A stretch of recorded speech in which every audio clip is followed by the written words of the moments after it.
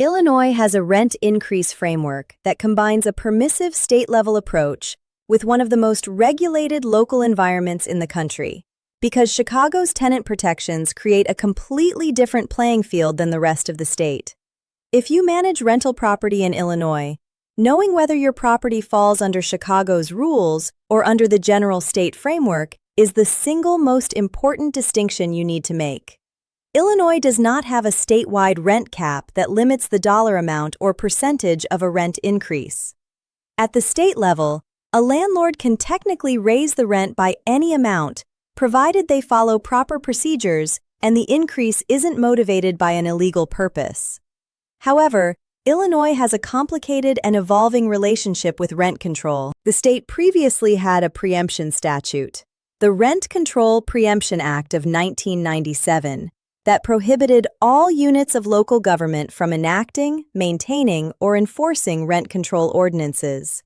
This preemption was in effect for over 2 decades and prevented Chicago and every other Illinois municipality from imposing rent caps. In recent years, the preemption has been the subject of intense political debate. Tenant advocacy organizations, particularly in Chicago, have pushed aggressively for repeal, arguing that the preemption prevents cities from addressing their own housing affordability crises. The Illinois General Assembly has considered repeal legislation in multiple sessions, and the political pressure continues to build. Landlords should monitor the status of the preemption carefully, because if it's repealed or modified, Chicago and potentially other Illinois cities would likely move quickly to enact local rent regulation. As of the current date, landlords should verify the current status of the preemption statute to ensure they're operating under the correct legal framework. The legislative landscape has been active, and changes could have occurred since this video was produced.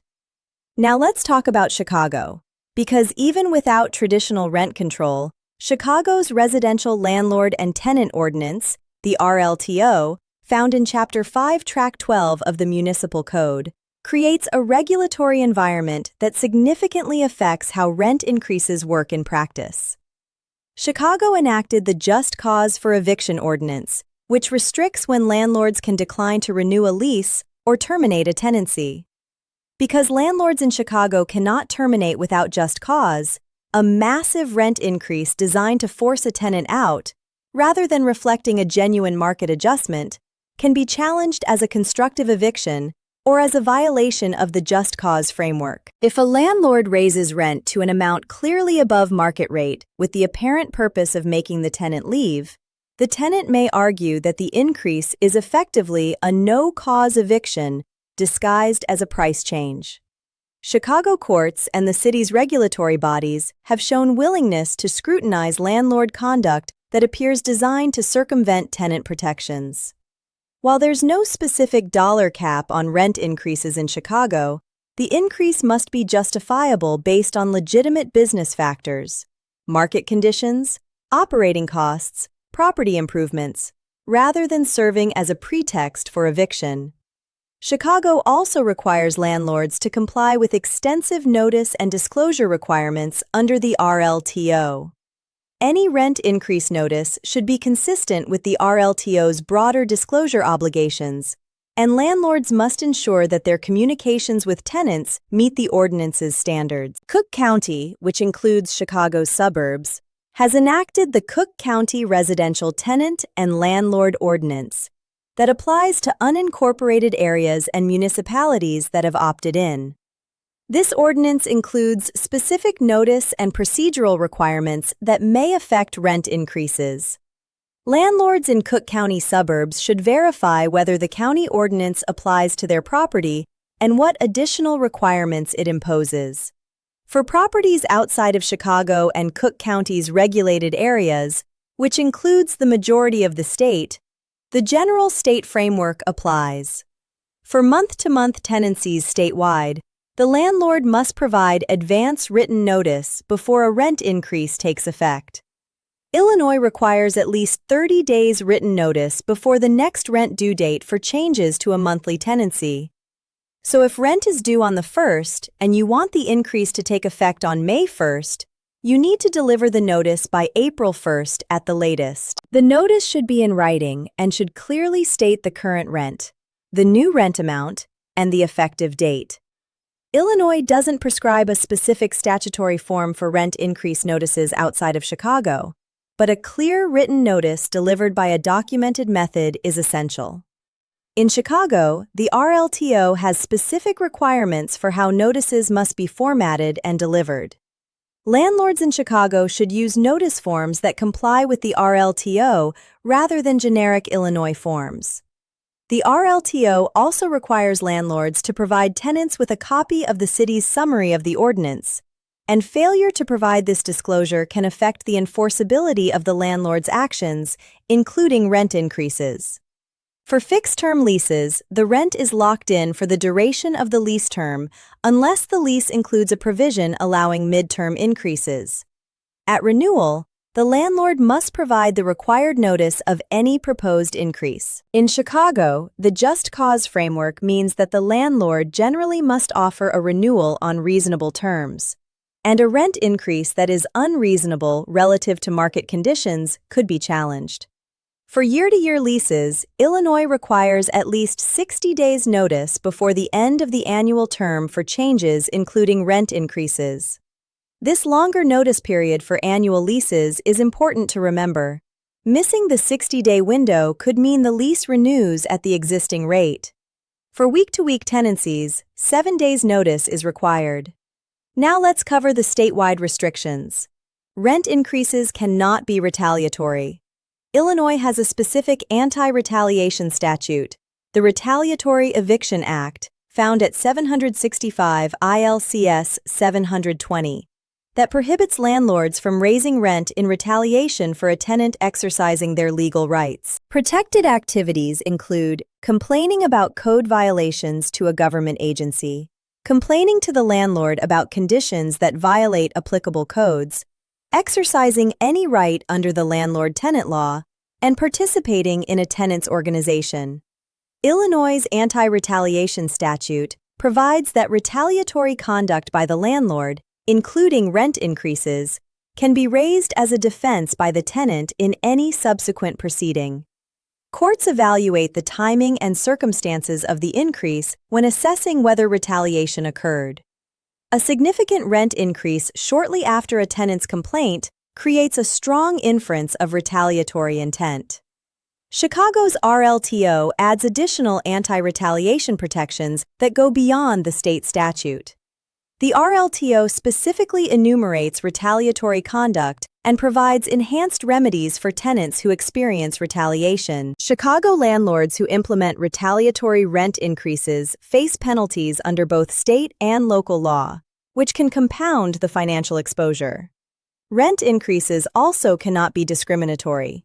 Under the Federal Fair Housing Act and the Illinois Human Rights Act, found at 775 ILCS 5, landlords cannot raise rent based on a tenant's race, color, religion, national origin, sex, sexual orientation, disability, familial status, marital status, age, ancestry, military status, or order of protection status. Illinois' anti-discrimination protections are broader than the Federal Fair Housing Act and include several additional categories. Chicago's Human Rights Ordinance provides even broader protections, including protections based on gender identity, source of income, housing status, and immigration status. The source of income protection is particularly relevant for rent increases. A Chicago landlord cannot raise rent specifically to push out a tenant who receives housing choice vouchers or other lawful income sources. The Illinois Department of Human Rights and the Chicago Commission on Human Relations each investigate complaints within their jurisdictions and can take enforcement action, including ordering damages, injunctive relief, and civil penalties. From a practical standpoint, Illinois' rental market is dominated by the Chicago metropolitan area, which accounts for the vast majority of the state's rental housing. Chicago itself has an enormous and diverse rental market, with pricing that ranges dramatically by neighborhood. The Loop, River North, Lincoln Park, Lakeview, and Wicker Park command premium rents driven by young professional demand, entertainment access, and transit proximity. The north side generally commands higher rents than the south and west sides, though neighborhoods like Hyde Park, anchored by the University of Chicago, Pilsen, and Bronzeville, have seen significant rent growth as revitalization has progressed. Chicago's rental market has a unique characteristic. The RLTO's extensive penalty provisions create a regulatory backdrop that affects landlord behavior even on rent increases. Under the RLTO, a landlord who violates any provision, including security deposit requirements, disclosure obligations, or notice provisions, can face penalties including the return of the entire security deposit plus interest, a penalty equal to 2 months' rent, and attorney's fees. These penalties apply regardless of whether the underlying rent increase is valid, meaning a landlord can be legally correct on the amount of the increase, but still owe the tenant thousands of dollars for procedural violations. This makes strict RLTO compliance essential for any Chicago landlord.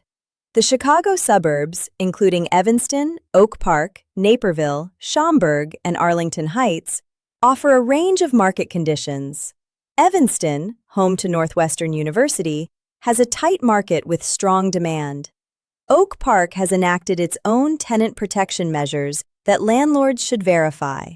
The western and southern suburbs generally have more moderate markets. Springfield, the state capital, has a stable rental market driven by state government employment and healthcare. Rents are affordable, and pricing power is moderate. Champaign-Urbana, home to the University of Illinois, has a student-driven rental market where demand follows the academic calendar. Rents near campus are high relative to the community's size, and the student housing market is competitive. Rent adjustments in the student market typically occur at the beginning of each academic year. Bloomington Normal, home to Illinois State University and State Farm's headquarters, has a market driven by the university and corporate employment. Carbondale, home to Southern Illinois University, has a smaller student market. Peoria, Rockford, and other mid-size Illinois cities have moderate rental markets with varying demand. Rockford has faced economic challenges but has seen some stabilization. Peoria's market is influenced by Caterpillar's presence and healthcare employment. The military presence at Scott Air Force Base near Belleville creates rental demand in the Metro East area of Southern Illinois, across the river from St. Louis. Military tenants' housing budgets are tied to BAH rates, and landlords near Scott AFB should monitor annual BAH adjustments. One critical best practice for Illinois landlords, especially those in Chicago, is to ensure complete RLTO compliance before implementing any rent increase. The RLTO's penalty provisions can transform a routine rent increase into a costly legal problem if any procedural requirement is missed. Before delivering a rent increase notice in Chicago, verify that you've provided all required disclosures, that your security deposit handling is compliant, that your notice format meets RLTO standards, and that you've provided the required summary of the ordinance to the tenant. A single compliance gap can expose you to penalties that far exceed the revenue from the increase. Another best practice, for landlords operating in both Chicago and the rest of Illinois, maintain completely separate procedures for Chicago properties and non-Chicago properties. The requirements are fundamentally different, and using the same approach for both jurisdictions will result in either overcompliance outside Chicago, which is merely inefficient, or undercompliance in Chicago, which is expensive and legally dangerous. Different lease templates, different notice forms, and different compliance checklists for each jurisdiction are essential. For landlords monitoring the rent control preemption debate, consider the potential impact on your investment strategy. If the preemption is repealed, Chicago would very likely enact rent control relatively quickly. The political support for it is strong. Properties in Chicago could see significant regulatory changes that affect future revenue growth, and landlords should factor this political risk into acquisition and financial planning decisions. Illinois also has specific requirements for manufactured home community lot rents under the Mobile Home Landlord and Tenant Rights Act, 765 ILCS 745. Landlords who own or manage manufactured home parks must follow specific notice and procedural requirements for lot rent increases that differ from standard residential tenancies. For Illinois landlords who participate in the Housing Choice Voucher Program, rent increases must be approved by the local housing authority. In Chicago, where source of income protections exist, the interaction between voucher program rules and anti-discrimination law adds an important compliance layer. Submit increase requests well in advance. Illinois requires landlords to return the security deposit within 30 days, or within 45 days if the landlord provides an itemized statement of deductions. In Chicago, the RLTO imposes additional requirements, including the obligation to pay interest on security deposits annually and to provide specific receipts and disclosures.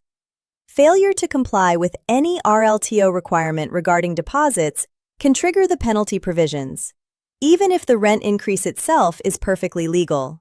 For the complete guide to Illinois rent increase laws, visit tenantscreeningbackgroundcheck.com and subscribe to our channel for every state in our series.